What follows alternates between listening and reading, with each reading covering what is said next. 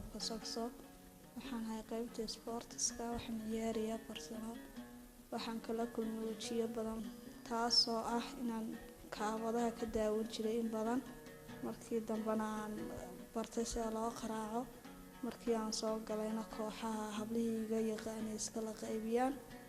baasku dhaafi jiray waa la yaacay jiray laakiin waan ku guuleystay imika waan gaadhay wixii aan hiigsanayay waxaan noqday gabadh lagu daydo waan ku guuleystay wixii aan jeclaa inama badan baan dhashay way ii diidi jireen markii dambe ay ogaadeen inaan jecelahay way ii yeeleen ma haysano kubado direys ma haysano habluhu way isku badiyeen ABCba waa la soo gaadhay waan kubad baa ka dhaxaysa kubadaasoo marna qaraxda xaggaasaan dhibaato kala kulana si fiican baan bartay waxaan noqday gabadh lagu daydo waxaan jecelahay xagga ka sii wado